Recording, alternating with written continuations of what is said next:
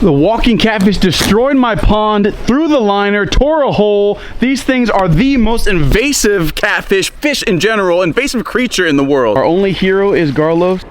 Look at that guy. If he can't save us, no one can. Look at this. This is not good. Fight for your life. Let's catch him up. Woo! With Catch 'em All Fishing with Zak Catchem. Look at this fish. Catch 'em up.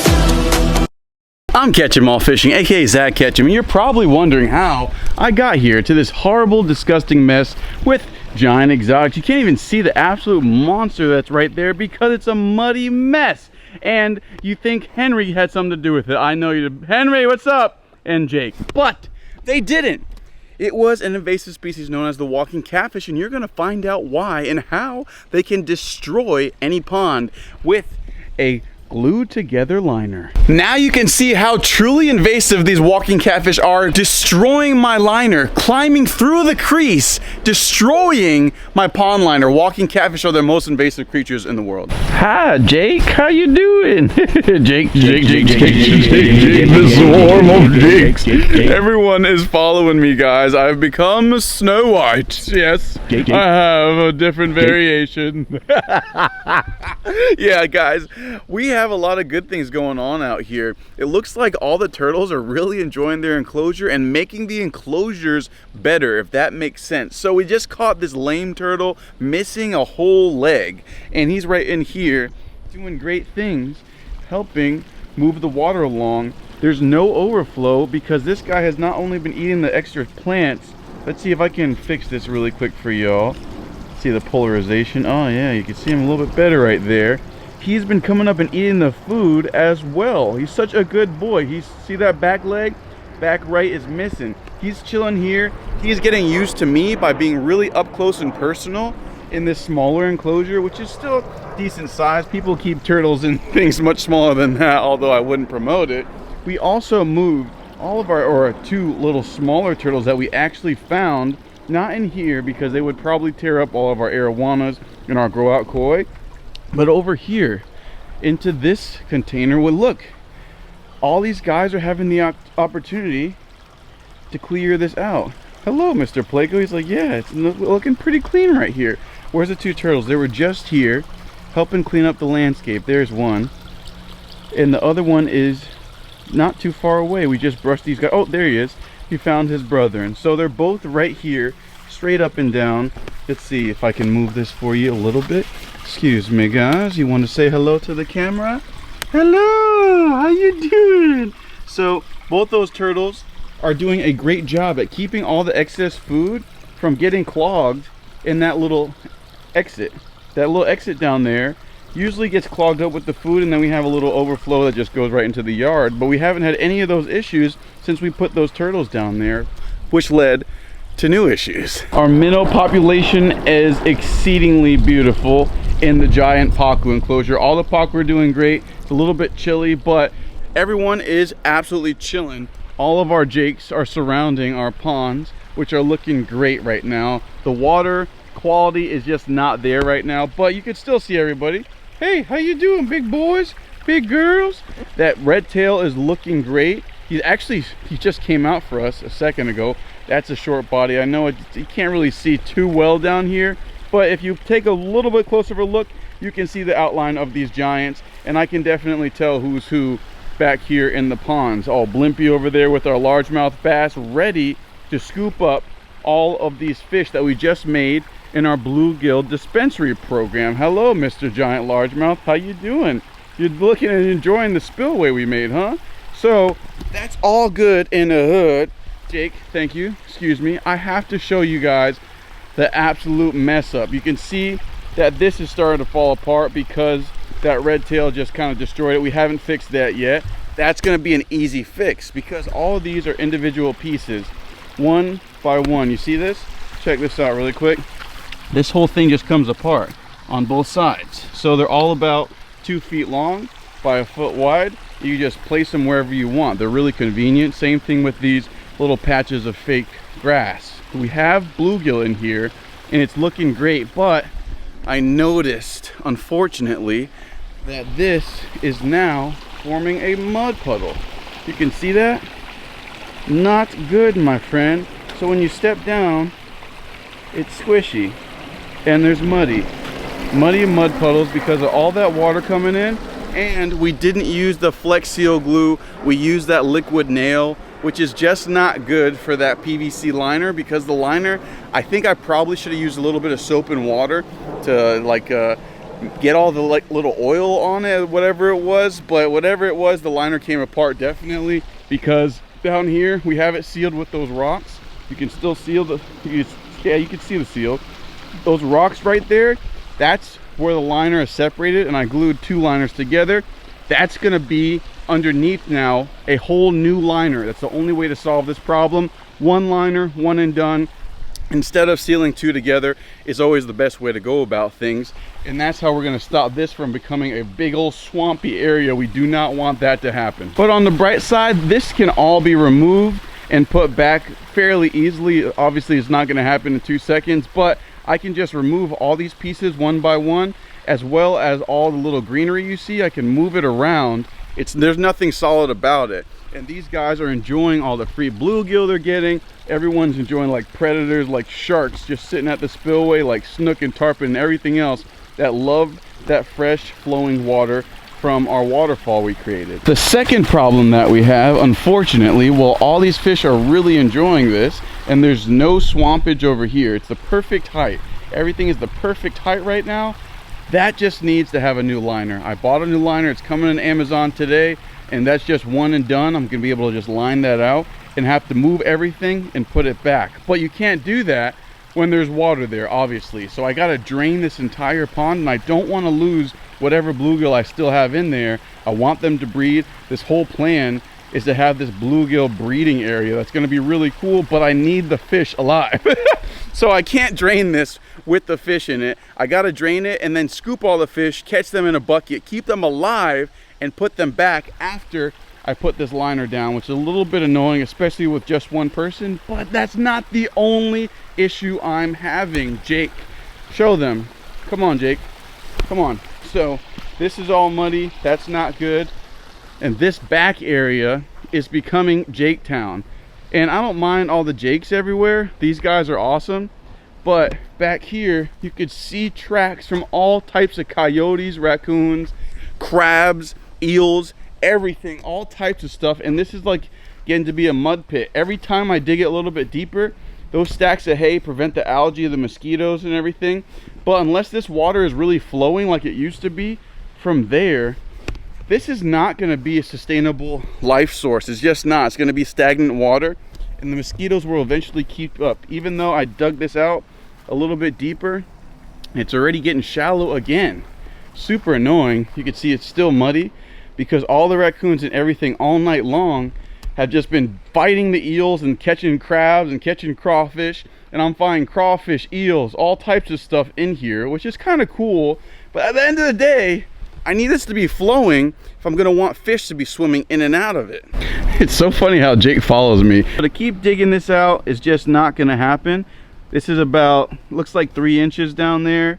Not very deep. I dug it out and it was just 6 inches. So the water level dropped another 3 inches in like a week for me just digging this whole thing out. Although this is connected right now, you can definitely see that. And the crabs have really been enjoying going back and forth. There is a little bit of a flow, it looks like, but that flow is just not sustaining. This is really ugly right now. There's probably a ton of crabs, and it's really ugly one day and it's really clear the next, which leads me to believe that that's just a bunch of predation going on. A bunch of crabs running around, bunch of raccoons, bunch of stuff like that. But when this was flowing, as you can see, oh yeah, look at all the raccoon tracks right there. You can see them plain as day.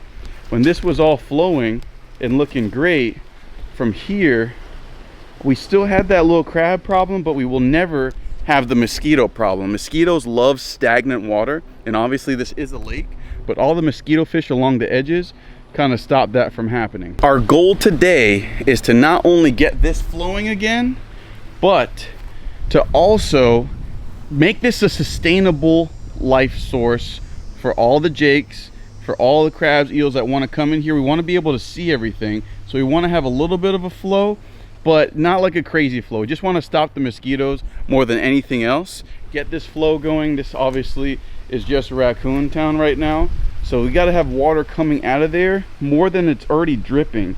But that drip kind of gives away what's going on over here, because we sealed this pipe. This pipe goes under here. I dug this whole thing out and I buried it. And as you can see, it's about a foot underneath the grass right there. It's still dripping, which is weird. You see that little drip? See that at the bottom of the pipe? That little drip? It's consistently dripping. And that is not good. That means there's definitely a whole breach of the seal. And on top of it, you can see all of this water. It is clearly right there. That is not good. Destroying our pathway. And that's what we're going to be working on today. I'm going to rip all of this up. I'm going to grab the car. I already loaded it up with all the stuff we need. And we're going to reline this whole thing and scoop all the fish out of it. It's going to be a mission, but these fish are going to be happy very, very soon. Right, guys? Right. Come on, Jake. Come on, you going to help me out today? Come on, my swarm of Jakeitos. I got the cart loaded up, and I think I have a mission and a plan to save the day with that whole waterfall and make the back area a sustainable life source and like a river again. We got the equipment, boy. Let's get it. First thing we gotta do is cut off that water, boy. Unplug that. Thank you, Assistant Jake. I appreciate you, my Jake Army. I love you guys. We have the waterfall cut off. Nothing coming to the surface yet. Oh, they saw my net. You don't like the net, Jake? Come on, bro. Don't be spooked. It's not like I caught y'all one by one yet. South Florida is so crazy, guys. It was just freezing. I was shivering my timbers off, and now I'm out here in a short sleeve and my pants out, and I'm chilling, and all the fish are chilling too. Look at that Air1. He's like, I'm sunbathing, dada. Come on. It's time to throw that bad boy pump on. I always like to use that Tetra debris handling pump because it doesn't waste too much power, and I'm gonna plug it in to my little Jackery right there, my little power source, electric. I don't have to think about anything, and that's gonna be that. No ads here. I'm just telling you guys what I use on a daily basis, and we are gonna get ready, set, and hey, what's up, Jake? I thought you guys left. Welcome back to the channel. Look at the massive amount of tilapia in the background over here. Can y'all see that? Some of them are really cool looking too. I mean, they're all waiting for a snack. Come on, all behind Jake. I got a swarm of Jake, got a swarm of tilapia. Look at these guys. I mean, some are like really like icy blue, like so sick. We're all plugged in, ready to go. We got the plug going down here and the water flowing back out. So we're good to go. This should drain relatively fast. I mean, this is a 3,000 gallon per hour pump I'm powering right now. And I only need one. I think we'll be good in just a few minutes. Well, Mr. Raj, how does that look? It looks like you deconstructed the whole thing, Mr. Catchem, and it didn't take very long. That pump is chugging. We're looking good. I got to get that liner before I do anything, but I do see some fish, and I'm not sure if they're all bluegill, but I see some. Oh, that's a. How did a walking catfish get in here? How? The walking catfish would have to climb up here at night over the waterfall. I'm like, how is this getting deconstructed? If there's more than that one, I just saw a walking catfish. These things are the plague and the bane to my existence. This is insane that I would have a walking catfish. I'm trying to breed bluegill in here, and a walking catfish is in here, probably eating all the little tiny bluegill. I just put the bluegill in here just to keep them, even if they don't breed, just use them as bait one after the other. You're allowed to keep 50 at a time. How is there a walking catfish, guys? Let me back up a little bit. That would mean that you see where this guy is sitting, big old giant catfish iguana man found, sitting right there. That would mean that those catfish would have to jump over that wall into that pond.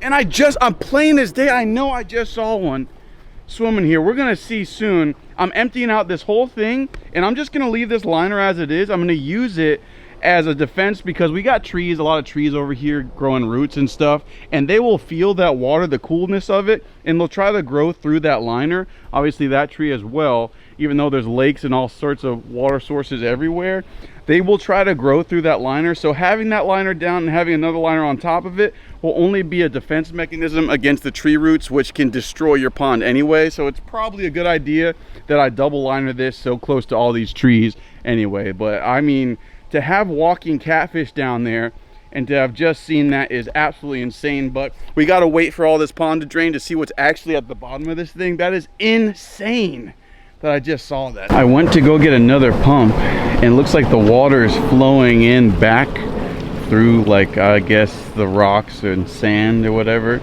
and pushing like this huge lump over here. But I did see a walking catfish, guys, which is I just look right there. This is insane. So I have those bricks laid down. You can see that the liner is definitely coming apart. Annoying, but could be worse. I do have a liner coming in and the water is literally lifting up over here. I might have to lift up this whole liner and call it a day. This is a real pain, but I'm definitely gonna have to put another pump underneath here. You can see that huge bulge. That is not helping us at all. Our liner is actually being pulled back and the catfish are doing dances. They're like, what is going on? Look at that guy. He's doing, they're so smart. They go wherever they can. So this is collapsing because that's sucking the last bit of water that's in here and it's pulling all this back, which is a pain. And it's not something I thought would happen. So I need to shut this off before this whole thing implodes. You can see the fish are trying to literally jump out of there. That sucks. Was not anticipating that much water coming in that quickly. I thought I'd have a little bit of time, but now all the fish are stuck in that little hole. You can see that little bluegill. Fight for your life. All right, we ran out of water. Should unplug that. And the fish are trying to escape now. Now I gotta somehow pump the water out from underneath here and save those fish if I want to save any of these guys. Look at this. This is not good, but they still have some water for sure. Just not very much. Come on, come with me. Water is now coming from that direction.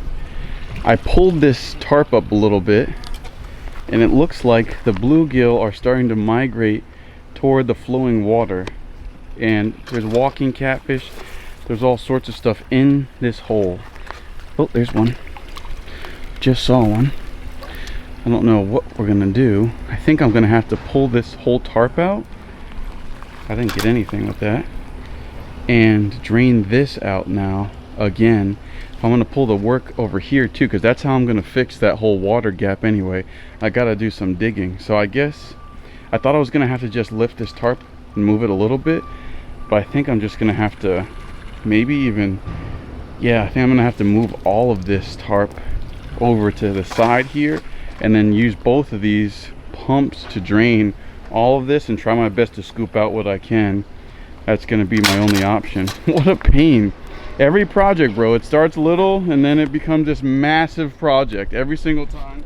And I saw multiple walking. I think I saw 2 walking catfish that jumped into my little bluegill farm, so I don't know how I'm gonna stop those things. Well, I ripped up the liner, pushed it to the side over here on the hill, and this is how quickly this all filled up. Now, this was all grown over. This is insane how quickly this pond filled up. It was like instantaneously that this filled up. Now, I wanna separate these 2 bodies of water 100%.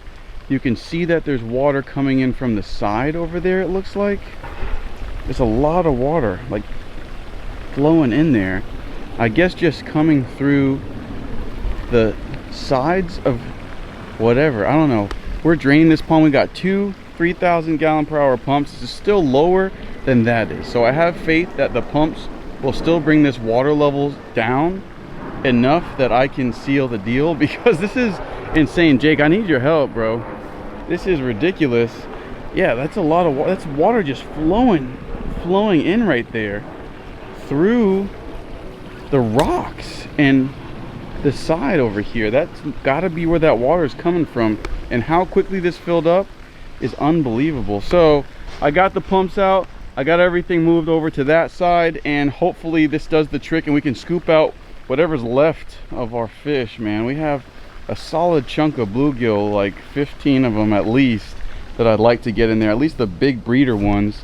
And we can always go catch some bluegill or buy some or something, but these guys were my homies.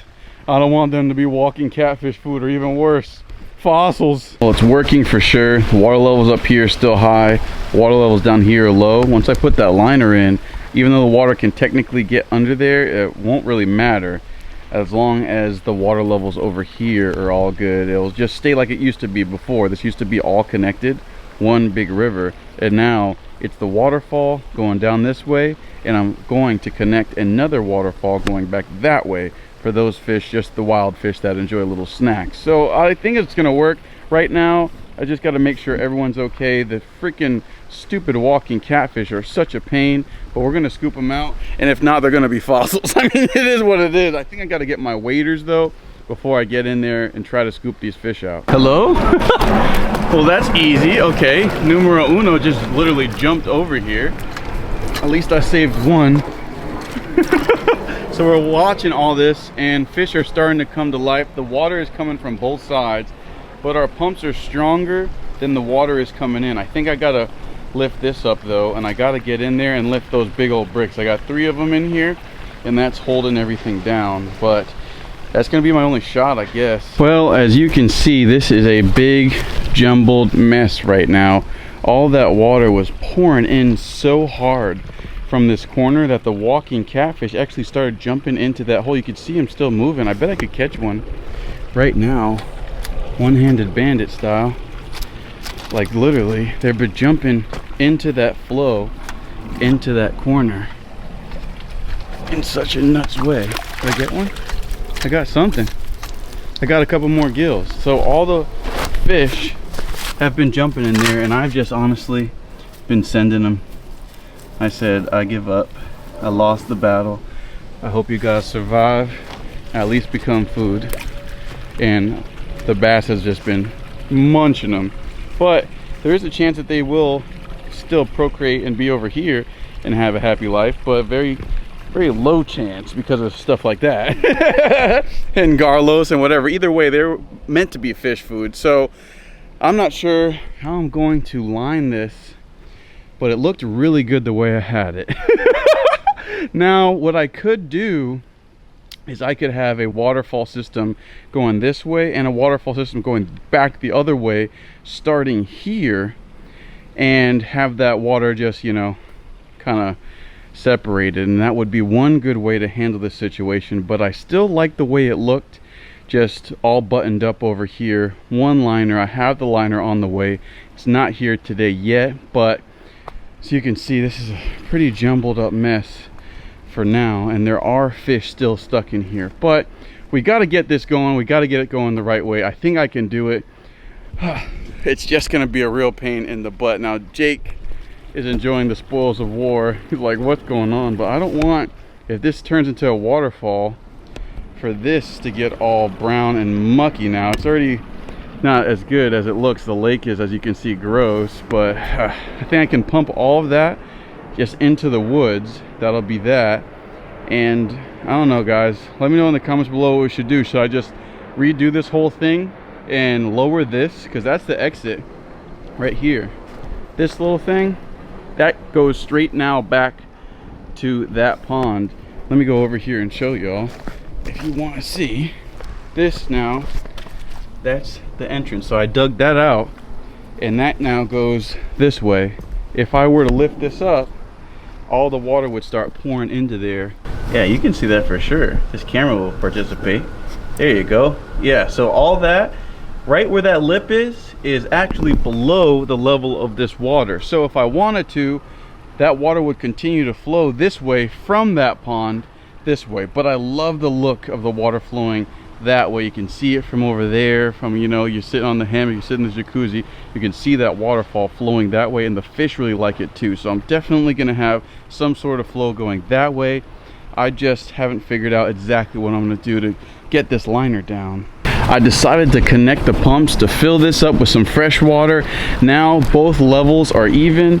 See the air one is, this water still clear, but it is flowing some of this negative, disgusting juice. You can see that's coming from that direction. So now this is filled up though, I think I'm going to cut the pumps up, I had those on for a while just to give our little bluegill some hope.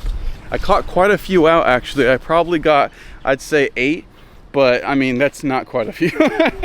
And all this is what I have to deal with tomorrow. Unfortunately, Amazon did not bring our package in just yet. So I'm gonna cut this off, probably post it right this second. And tomorrow we're gonna work on this. And I think I have a great idea with what I actually want to put in here. I think I'm going to put in some Midas cichlid. Be really cool, really pretty, and they could still do the same thing, breed, be great bait, and feed the fish over here just some really tropical feed. You know what I'm saying? Okay. I think we're all good right there. No more water coming in. Yes, sir. And no more water coming out. All right, this is going to have to wait till tomorrow. I'm going to have my terrible Tim tomorrow. He's going to help me film, guys, which is a lot easier. You can see the water is starting to go back out through the exits. That's good.